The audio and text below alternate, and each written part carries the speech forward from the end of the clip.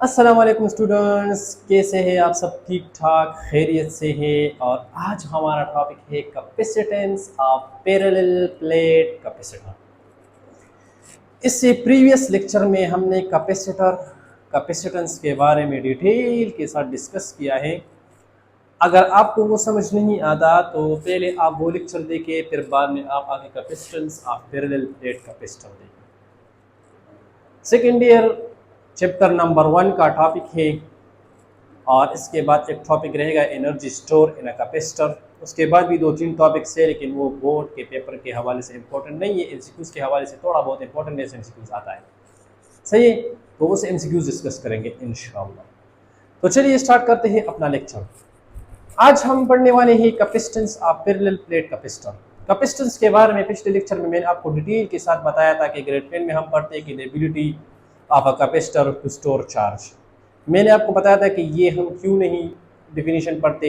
हमने डिफिनीशन लिखा था कि ratio of C is equal to Q by V आता है चार्ज टू पोटेंशियल डिफरेंस। ठीक है, कैसे किस तरह ये सारा सब कुछ डिटेल हमने कैपेसिटेंस में पढ़ा था पिछले लेक्चर में। वहाँ से आप सीख के यहाँ पे आप आ जाए। अब हमने एक दो कैपेसिटर लगाए हैं, पैरेलल प्लेट कैपेसिटर्स लगाए हैं। ठीक है, और हम अगर आपके साथ कोई कैपेसिटर्स पैरेलल कनेक्टेड है तो उसका हम कैपेसिटेंस कैसे मालूम करेंगे, आज हमारा लेक्चर इस पे है। इसके लिए हम फार्मूला डिराइव करेंगे। ठीक है, फार्मूला बहुत ही ज़्यादा इजी है। पिछले लेक्चर से हम कुछ फार्मूले उठाएंगे और उसको पुट करके सिंपली हम इक्वेशन बनाएंगे। ठीक है, तो यहाँ पे देखिए मैंने एक कैपेसिटर पैरेलल प्लेट कैपेसिटर लिया है। पहले से चार्ज है, आप उसको चार्ज भी कर सकते हैं। चार्ज कैसे करेंगे? बैटरी की मदद से यहाँ से इलेक्ट्रॉन निकल के यहाँ पे आएंगे तो यहाँ पॉजिटिव चार्ज आ जाएगा। यहाँ पे ये एक प्लेट जो है ये नेगेटिवली चार्ज यहाँ पे स्टोर हो जाएंगे। सही, चार्ज स्टोर हो गए, इसको हमने V से डिनोट किया। इनके दरमियान पोटेंशियल डिफरेंस क्रिएट होगा। ठीक है, डेवलप होगा, उसको मैंने V से किया। इन दो प्लेट्स को हमने कुछ खास डिस्टेंस पे रखा है, कुछ खास फासले पे रखा है, उसको मैंने D से डिनोट किया। और जाहिर ही बात है, इस पे पॉजिटिव चार्ज है, इस पे नेगेटिव चार्ज है, तो इलेक्ट्रिक फील्ड हमने पढ़ा है पॉजिटिव चार्ज का भी नेगेटिव चार्ज का, तो इन दोनों के दरमियान इलेक्ट्रिक फील्ड भी डेवलप हो जाएगा। सही है, तो मैंने लिखा है यहाँ लेट ए हमारे पास क्या है। फॉर एग्जांपल इस प्लेट का जो एरिया है, इसका एरिया, उसको मैंने डिनोट किया है ए से। ये इसका एरिया है, लेंस रिवर्ट से आप मालूम कर सकते हैं कैपेसिटर का एरिया कितना है। तो A is the area of each plate, इसका और इसका एरिया है। ठीक है, ए से मैंने डिनोट किया है। As a distance between, D is the distance between plates, D हमारे पास डिस्टेंस है। Q is the charge store on each plates, V is the potential difference between the plates, each plates, and E is the electric field of between plates। ठीक है, तो मैंने ये लिखा है। ये ईटा क्या है? ईटा हमारे पास सरफेस चार्ज डेंसिटी है। डेंसिटी को हम कैसे मालूम करते हैं? मास के लिए, मास पर यूनिट वॉल्यूम इसका डेंसिटी। तो यहाँ सरफेस चार्ज डेंसिटी है, तो चार्ज पर यूनिट एरिया। ठीक है, सरफेस किस तरह करेंगे? सरफेस चार्ज डेंसिटी ईटा से हम डिनोट करते हैं, eta is equal to charge per unit area. Charge per unit area is called surface charge density. Density क्या है? मास पर यूनिट वॉल्यूम। सही है, तो चार्ज के लिए क्या आ जाएगा? Charge per unit volume is called surface charge density या चार्ज डेंसिटी। ठीक है, तो यहाँ पे भी चार्ज स्टोर हुए हैं, यहाँ पे भी हुए हैं, तो इसकी जो सरफेस चार्ज डेंसिटी है वो हमारे पास क्या है? ईटा के बराबर है। किसके बराबर है? ईटा के बराबर है। अब इसके लिए हम क्या करते हैं? फार्मूला निकालते हैं। यहाँ इसके दरमियान आप फ्री स्पेस भी ले सकते हैं। ठीक है, मतलब no medium between these two plates. और आप मीडियम ले भी सकते हैं, वाटर, ऑयल, ग्रीस, कोई पेपर, वर्ड, जो भी आप ले सकते हैं। ठीक है, आपकी मर्जी है। लेकिन फिलहाल हम फ्री स्पेस के लिए है, फिर हम मीडियम के लिए भी फार्मूला क्या करेंगे? डेराइव करेंगे, लिखेंगे। मैं सेपरेट लाइन लगाता हूँ सेपरेशन के लिए, और यहाँ से फार्मूला क्या करते हैं? डेराइव करना स्टार्ट करते हैं। फ्री स्पेस के लिए कैपेसिटर्स का जो फार्मूला है वो हमारे पास है। आपको पता है कि C हमारे पास बराबर होता है, मैं लिख दूंगा C वैक्यूम, क्योंकि फिलहाल हमने क्या कंसिडर किया है? वैक्यूम कंसिडर किया है। और बराबर है हमारे पास किस चीज के? Charge, ratio of charge and potential difference. ठीक है, चार्ज और पोटेंशियल डिफरेंस के दरमियान जो रेशियो, उसको हमने किस कैपेसिटेंस का नाम दिया था पिछले लेक्चर में। इसको मैं देता हूँ इक्वेशन नंबर 1 का नाम। इसका नाम दे देता हूँ इक्वेशन नंबर 1 का नाम देता हूँ। अब हमें पता है हमारे पास एक फार्मूला है potential difference between two plates को हम कैसे मालूम करते हैं? तो हमारे पास जो है इलेक्ट्रिक फील्ड का फार्मूला है, ठीक है, ई, तो मैं यहाँ पे लिख देता हूँ E is equal to V by D.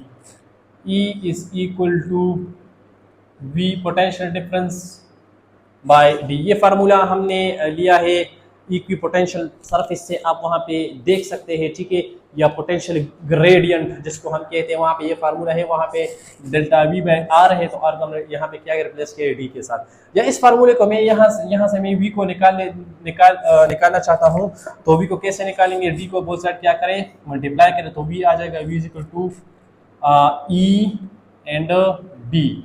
इसको आप नाम दे दी इक्वेशन नंबर 2 का। किसका नाम दे दी, इक्वेशन नंबर 2 का नाम दे दे, ठीक है। ये हमारे पास फार्मूला है potential difference between two plates given by, ये हमारे पास इक्वेशन नंबर 2 आ गया। अब इक्वेशन नंबर 3 हमारे पास electric field intensity between two oppositely charge plate. Electric field ये गाउस लॉ की एप्लीकेशन है कि अगर दो अपोजिट प्लेट चार्जेस है, तो अपोजिट प्लेट चार्जेस है, तो उसके लिए हमारे पास फार्मूला था, हमारे पास फार्मूला क्या है, ई इज इक्वल टू हमारे पास फार्मूला है eta by epsilon not, eta by epsilon naught. इसको आप इक्वेशन नंबर 3 का नाम दें, ठीक है। अब इनफाइनाइट चार्ज के लिए अपना फार्मूला था, और इसके लिए हमारे पास जो अपोजिटली चार्ज प्लेट से, इसके लिए हमारे पास ये अपना फार्मूला है, ठीक है। इसके साथ आप साथ में अगर आप नोट्स बनाते हैं तो आप देखिए कि as we know that capacitance is equal to, और फिर आप देखिए as we know that potential difference between two plates is given by V is equal to ED, equation number 2। फिर आप कहे कि electric field intensity due to oppositely charge plates is given by E is equal to eta divide by epsilon naught. इसको मैंने क्या दिया, equation number 3 का नाम दे दिया। अब equation putting this value of E in equation 2, equation 2 जो है इसमें इस v की वैल्यू पुट करें, ठीक है। तो मैं यहाँ पे लिख लूंगा put equation number 3, put equation 3 इन 2। इक्वेशन 3 को इक्वेशन 2 में पुट करें तो हमारे पास क्या आएगा, v इज इक्वल टू ई की जगह क्या लिखूंगा, ईटा, ठीक है, डिवाइडेड बाय एप्सिलॉन नॉट, और वहाँ पे डी जो है वो अपनी जगह पे आ जाएगा, डी क्या हो जाएगा, अपनी जगह पे आ जाएगा। इसको आपने इक्वेशन नंबर 4 का नाम, किसका, इक्वेशन नंबर 4 का नाम दे दें। अब मैंने आपको यहाँ पे लिख दिया कि ये जो फार्मूला है ईटा को हम यहाँ से खत्म करना चाहते हैं, तो ईटा के लिए फार्मूला है क्यू बाय ए, या यहाँ पे इक्वेशन नंबर 1 में देखिए हमने क्यू की वैल्यू निकालनी है, वी की वैल्यू तो आ गई ये वाली, क्यू के लिए हमने वैल्यू निकालनी है इस सरफेस चार्ज डेंसिटी के फार्मूले से। तो अगर वहाँ से हमने फार्मूला निकालना है तो मैं यहाँ पे लिख लूँगा एज वी नो दैट, यहाँ पे थोड़ा खैर लिख लूँगा as we know that, as we know that हमारे पास किसके बराबर है, ईटा बराबर है हमारे पास क्यू बाय ए। सर हमें आता है, जल्दी जल्दी करें, ठीक है मुझे पता है बहुत ज़्यादा लाइक बच्चे हो। अब क्यों है तो ए को बहुत साइड क्या करें, मल्टीप्लाई करें, तो हमारे पास आ जाएगा यहाँ से कैंसिल, तो क्यों आ जाएगा Q equal to eta into A, eta into A. इसको आप इक्वेशन नंबर 5 का नाम दी, इक्वेशन नंबर 5। अब यहाँ देखिए, यहाँ गौर से देखिए, क्यू की भी वैल्यू आ गई और वी की भी आ गई, तो आप ऐसा कर सकते हैं कि इक्वेशन 4 और 5 को उठाए और इक्वेशन नंबर 1 में क्या करें, इक्वेशन नंबर 1 में पुट करें। जी सर पुट करें, बिल्कुल पुट करें, तो करते हैं, ठीक है, क्या करते हैं, पुट करते हैं। चलिए मैं थोड़ा लाइन लगा लेता हूँ, लगा लिया, सही है, लाइन लगा दिया सर, आप करें ना, करते हैं। सी आ जाएगा, सी वैक्यूम इज इक्वल टू, बच्चों क्यू की जगह क्या आया है, ईटा ए, ईटा इंटू ए। वी की जगह क्या लिखेंगे, eta A, sorry eta D divided by epsilon naught.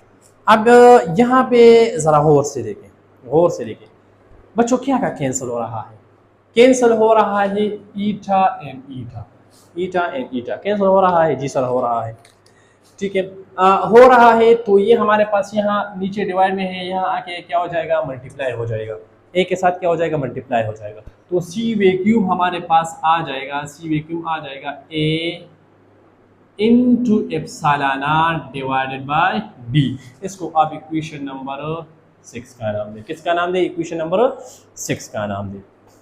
अब ये जो इक्वेशन हमारे पास आ गया है, ये हमारे पास capacitance of parallel plate capacitor, अगर इन दो प्लेट्स के दरमियान फ्री स्पेस है, ठीक है, वैक्यूम है, कोई भी हमारे पास क्या नहीं है, इसके दरमियान कोई मीडियम नहीं है। अब इनके दरमियान जब हम मीडियम रखते हैं कोई भी चीज़ है तो उसको हम डाई इलेक्ट्रिक कहते हैं। क्या कहते हैं? डाई इलेक्ट्रिक कहते हैं। अब यहाँ से यहाँ पे गौर से देखिए बच्चों इस फार्मूले को। यहाँ पे वैक्यूम में हमारे पास दो बातें आ गई। कितनी बातें? दो। कौन कौन सी? कि जो सी वैक्यूम है, C vacuum is directly proportional to A and C vacuum is inversely proportional to 1 और डी। दो रिलेशन आ गए। अगर इन प्लेट्स का जो एरिया है, अगर एरिया ज्यादा है, ठीक है, तो एरिया ज्यादा है तो हमारे पास वहां पे कैपेसिटेंस क्या होगी? वो ज्यादा होगी। लेकिन अगर एरिया ज्यादा भी है और उसके साथ आपने डिस्टेंस दोनों के दरमियान इतने दूर दूर रखे हैं, फिर तो हमारे पास कैपेसिटेंस कम होगा। तो एरिया का ज्यादा होना जरूरी है। अगर आप एरिया ज्यादा रखते हैं तो उनके दरमियान आपने डिस्टेंस को भी क्या रखना है? कम रखना है। डिस्टेंस को क्या रखना है? कम रखना है, क्योंकि डिस्टेंस जितना कम होगा उतना कैपेसिटेंस क्या होगा? ज्यादा होगा। अगर आपका ए ज्यादा है और डी बहुत ज्यादा है, बहुत दूर दूर रखे हैं, तो फिर भी आपका कैपेसिटेंस क्या होगा? कम होगा। क्या होगा? कैपेसिटेंस कम होगा। अब अगर इनके दरमियान हम डाई इलेक्ट्रिक रखें, क्या रखें? डाई इलेक्ट्रिक रखें, तो फिर बच्चों क्या होगा? और से पहले देखिए, अगर हम इनके दरमियान कोई मीडियम रखते हैं, इन दो प्लेट्स के दरमियान मैंने वाटर को रखा, ग्रीस रखा, ऑयल रखा, कोई पेपर रखा, ठीक है, तो हमारे पास डाई इलेक्ट्रिक के आने से हमारे पास यह इसकी जो कैपेसिटेंस है वो बढ़ जाएगी। वो क्या हो जाएगी? बढ़ जाएगी। मैं बताता हूँ कैसे, बताता हूँ, ठीक है। डायग्राम यहाँ मैं बना देता हूँ दोबारा रफ में और थोड़ा मैं आपको समझाता हूँ सही कि किस तरह क्यों बढ़ता है। ये मेरे पास एक पैरेलल प्लेट कैपेसिटेंस है, ठीक है। फॉर एग्जांपल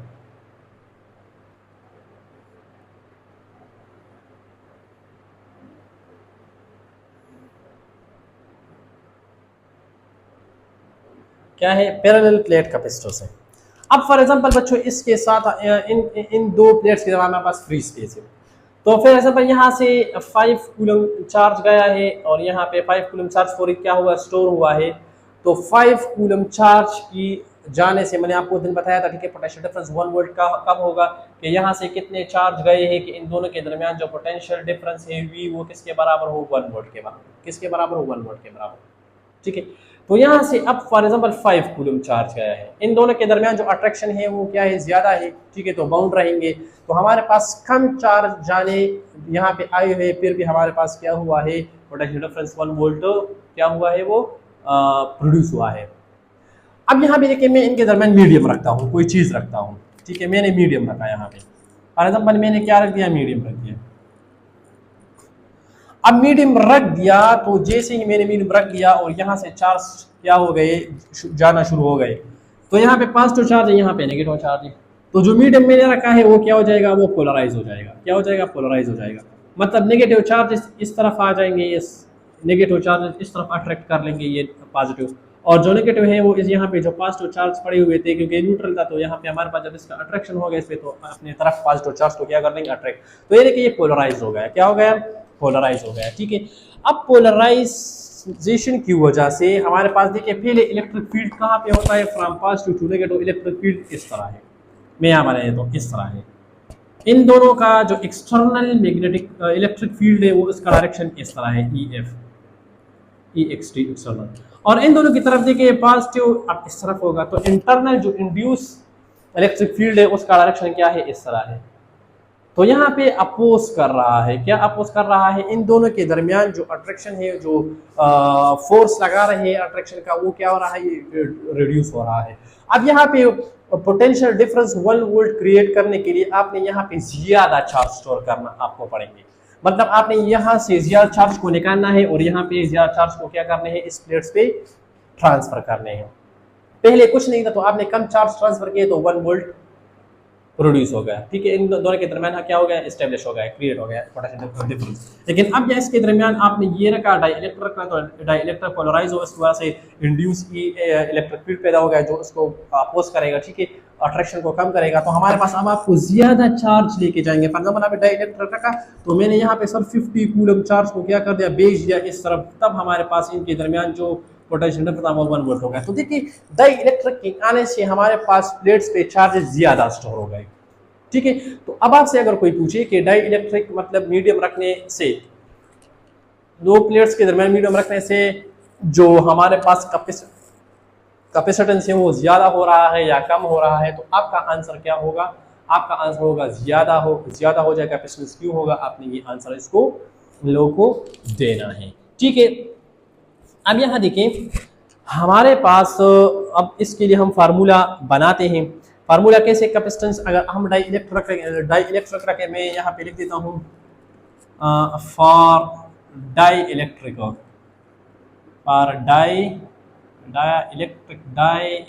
ठीक है। तो फार्मूला हमारे पास क्या बन जाएगा, फार्मूला हमारे पास बच्चे बन जाएगा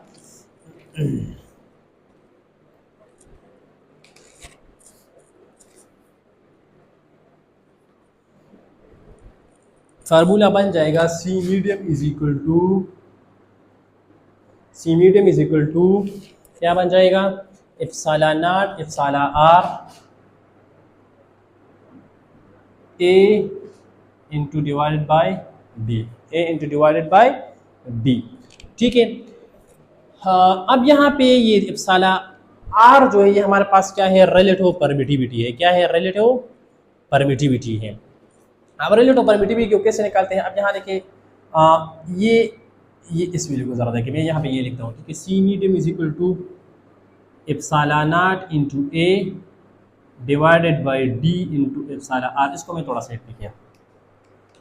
अब यहाँ जरा और से देखिए, इसको जरा देखिए, ये वैल्यू जो है ये वाला इप्सिलॉन आर के अलावा ये किसके बराबर है, सी वैक्यूम के बराबर है ना, A epsilon naught A divide by D. तो इसकी जगह आप मैं ये लिख सकता हूँ C medium is equal to C vacuum into epsilon R. Epsilon R is relative permittivity, आप थोड़ा इलेक्ट्रिक भी कह सकते हैं। अब इप्सिलॉन आर को हमने फाइंड करना है, तो सी वैक्यूम को इस तरफ लेकर आएंगे, तो यहाँ मल्टीप्लाई है, यहाँ क्या हो जाएगा, डिवाइड हो जाएगा। तो अब यहाँ देखिए मेरे पास हो जाएगा C medium divided by C vacuum is equal to epsilon R. क्या आ जाएगा, इप्सिलॉन आर आ जाएगा। अब यहाँ देखिए रिलेटिव परमिटिविटी को कैसे डिफाइन कर, ratio of capacitance of medium to the capacitance of a vacuum. If the ratio of capacitance of a parallel plate capacitor with dielectric to its capacitance with a vacuum or air, ठीक है। ये vacuum या air के लिए हमारे पास ratio of C medium to the C vacuum वो हमारे पास किसके बराबर होगा, हमारे पास रिलेटिव परमिटिविटी के बराबर होगा। किसके बराबर होगा, रिलेटिव परमिटिविटी के बराबर होगा।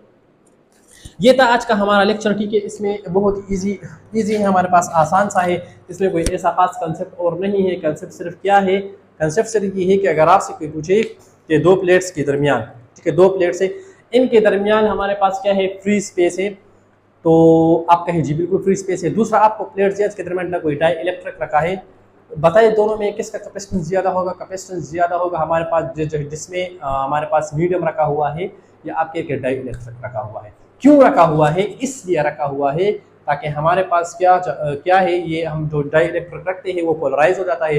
पोलराइज की वजह से हमारे पास एक्सटर्नल इलेक्ट्रिक फील्ड के दरमियान जो है इन दोनों उसके बरअक्स हमारे पास इंटरनल जो इलेक्ट्रिक फील्ड है वो प्रोड्यूस हो जाता है, जो अपोजिट डायरेक्शन में होता है, उसको अट्रैक्शन को रिड्यूस करता है। तो हमारे पास ज़्यादा चार्ज चाहिए 1 वोल्ट प्रोड्यूस करने के लिए, पोटेंशियल डिफरेंस प्रोड्यूस करने के लिए इन दो प्लेट्स के दरमियान, ठीक है। इसलिए हम कहते हैं कि हमारे पास क्या है, जो कैपेसिटेंस है डाई इलेक्ट्रिक के लिए वो हमेशा क्या होता है, ग्रेटर होता है। क्या होता है, ग्रेटर होता है, ठीक है। और इसके लिए जो हमारे पास फार्मूला है वो हमारे पास क्या है, ये वाला है। कौन सा है, ये वाला है।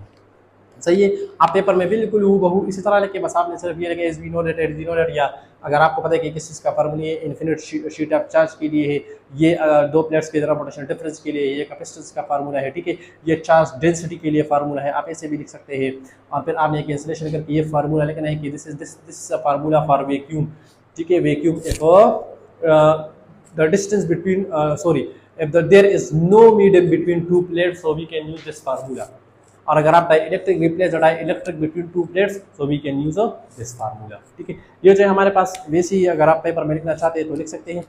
इस बार आया था कि रिलेटिव परमिटिविटी क्या है, तो रिलेटिव परमिटिविटी हमने वहाँ पे भी पढ़ा था कूलम्ब्स लॉ में, ठीक है, और रिलेटिव परमिटिविटी ये भी है, दोनों से आप डिफाइन कर सकते हैं, दोनों डिफिनीशन आप लिख सकते हैं। इस बार पेपर में आया था कि डिफाइन रिलेटिव परमिटिविटी या सिर्फ परमिटिविटी आया था कि परमिटिविटी को क्या करें, डिफाइन करें। तो परमिटिविटी मैंने आपको समझाया है फर्स्ट लेक्चर में, जाके देखिए कूलम्ब्स इस्लामिक की परमिटिविटी हमारे पास क्या है। एमसीक्यूज इसके कैपेसिटर का टॉपिक खत्म हो जाए, एनर्जी स्टोर वाला खत्म हो जाए, तो एमसीक्यूज हम इंशाल्लाह इस पर करेंगे, ठीक है, 5 6 7 एमसीक्यूज हम इसमें डिस्कस करेंगे। अगर कोई क्वेश्चन है तो आप पूछ सकते हैं, अगर नहीं है तो ठीक है, नहीं होगा मुझे क्या पता हो सकता है। तब तक के लिए मुझे इजाज़त दीजिए, अल्लाह हाफिज़।